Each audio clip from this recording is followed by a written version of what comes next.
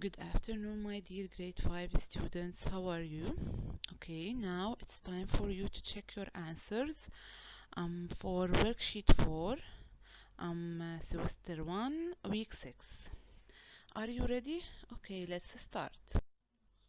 Okay, let's start with the first part of the worksheet, which is the grammar part subjects. Okay.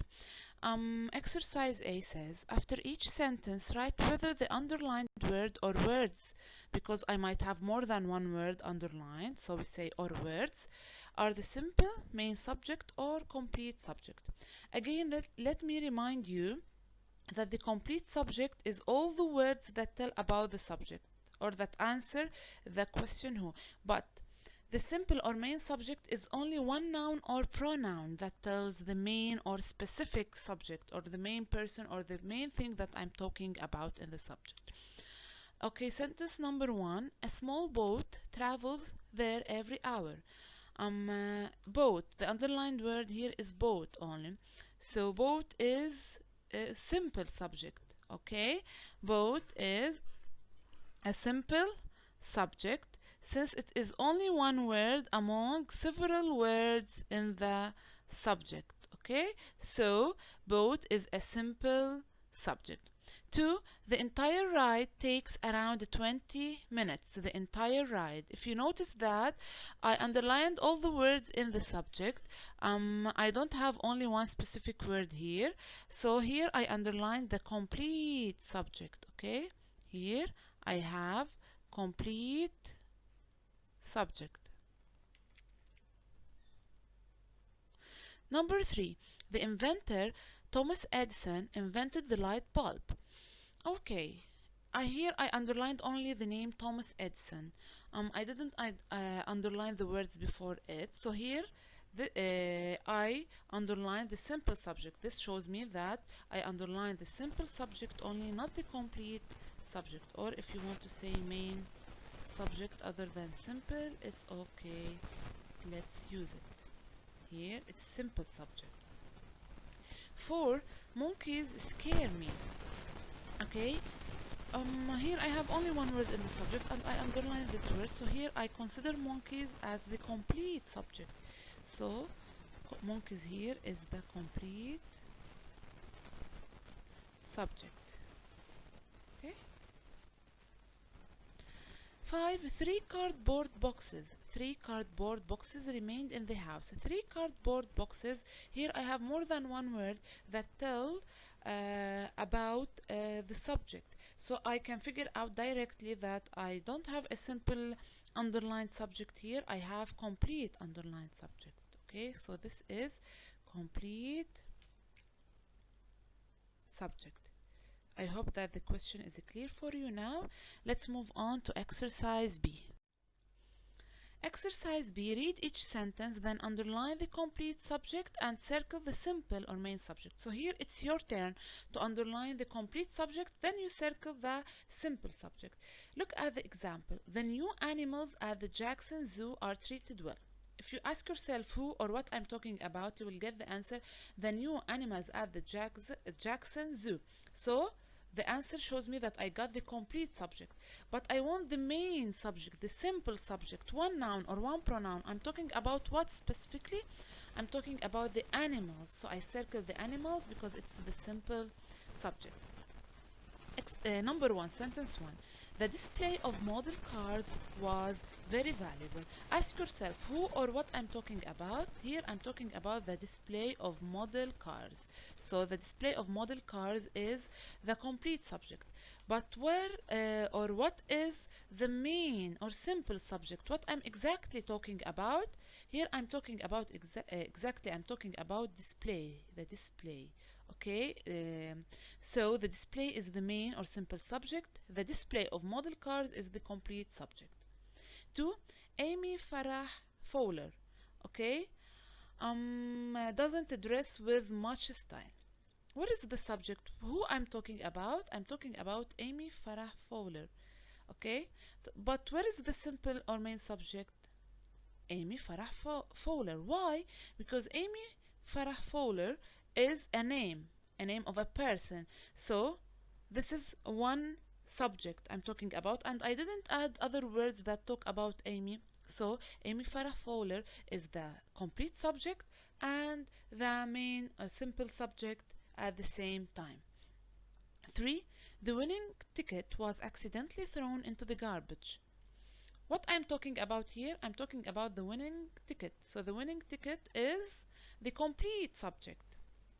But what I'm talking about exactly, what is the simple or main subject? I'm talking about the ticket itself. So a ticket is the simple subject. Number 4, amazingly, the mouse escaped the trap with no injuries.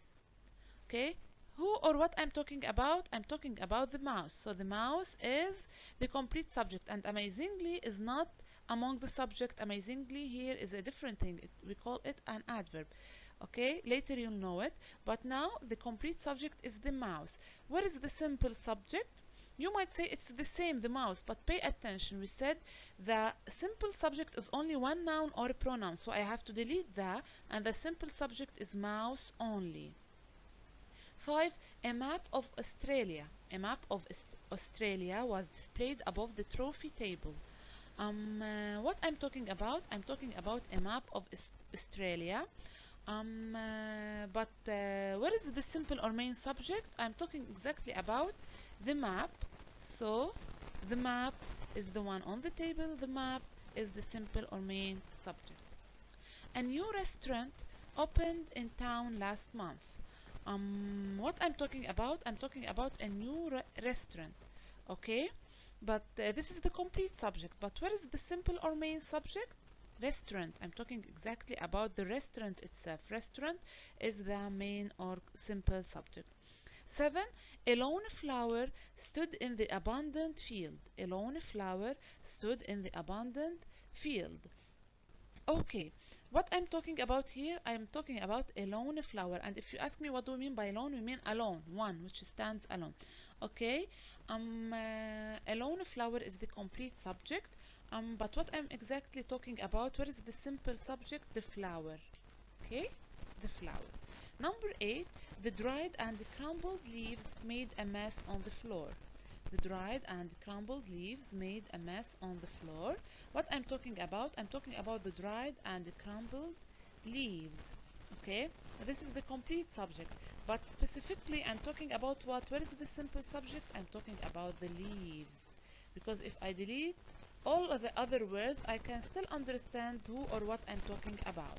Okay, another advice for you in order to know or to differentiate between the simple main subject and the complete subject.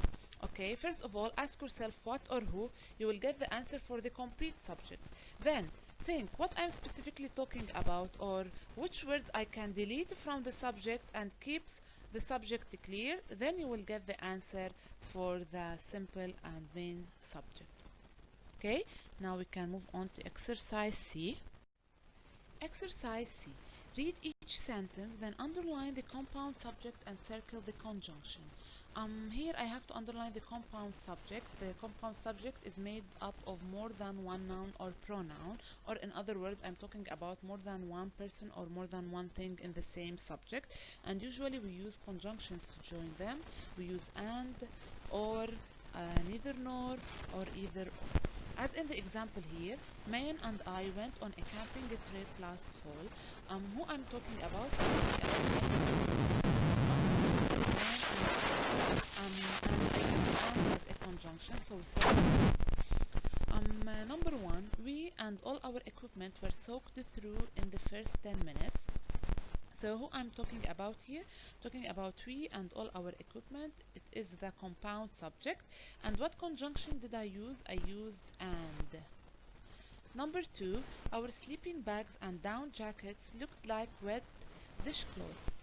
Okay, what I'm talking about here? I'm talking about our sleeping bags and down jackets. So the compound subject is our sleeping bags and down jackets. And what conjunction did I use? I used and also. 3. Either Jim or Roth climb rock walls. Either Jim or Roth climb rock walls. Who I'm talking about? I'm talking about Jim or Roth. Either Jim or Roth is the compound subject. But what conjunction did I use here? I used the correlative conjunction either or. So I have to circle either and to circle or at the same time, because either or are related to each other. I use them both together. Number 4, Mayan and I were wet, tired, and disappointed. Where is the compound subject here? Mayan and I. I'm talking about Mayan and I. Again, what is the conjunction used to join Mayan and I? I used and. I circle and. 5. Neither the principal nor the math teacher like parties. Whom I'm talking about here? I'm talking about the principal and the math teacher. So the compound subject is neither the principal nor the math teacher. And what conjunction did I use here? I used the correlative conjunction neither nor. So I have also to circle neither and nor at the same time. Number 6, spelling and grammar are important for writing. Okay, so here I'm talking about spelling and grammar. Spelling and grammar is the compound subject. And what is the conjunction used here? The conjunction and is used to join the subject. Now exercise D, join the following sentences to make compound subjects using the conjunction or conjunctions in the brackets. Make changes if necessary. I have to join the sentences to make a compound subject, okay? For example, flowers can be found near the capital, sorry. Flowers can be found near the capital. Trees can be found near the capital. First of all, we want to join the subjects to make them compound. So I have to underline the subject in each sentence. In sentence 1, I'm talking about flowers. I underline flowers. In sentence 2, I'm talking about trees. I underline trees. So now I have to join them together, and I use the conjunction. Here I used and. So I say flowers and the trees. Flowers and the trees. Here I joined the subject together with the conjunction and then I write the rest for one time only. The rest of the sentence for one time only, because it's not necessary to repeat it. Can be found near the capital is repeated, so I write it once. So flowers and the trees can be found near the capital. Here we couldn't do any changes because it's not necessary to make any changes. Number 1, Mickey Mouse was the creation of Walt Disney. Minnie Mouse was the creation of Walt Disney. Again, here in the first part, what is the subject? Mickey Mouse. In the second part, what is the subject? Minnie Mouse. So I have to join these two subjects together using the conjunction and. So what should I say? I should start with the subject. I say Mickey Mouse and Minnie Mouse. Okay, so I continue the sentence with the rest was the creation of Walt Disney. But pay attention, Mickey Mouse and Minnie Mouse, we say was? For sure no, we say Mickey Mouse and Minnie Mouse were the creation of Walt Disney. Number 2, the wind stops us from playing soccer.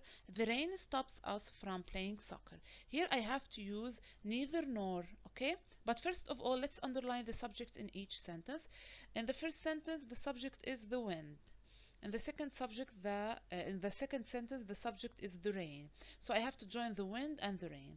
Pay attention, since I have to use neither nor, I start the sentence with neither. So I say neither, then I write the first subject, neither the wind, then I write nor the second subject, the rain. So I get the answer, neither the wind nor the rain stops us from playing soccer. Okay?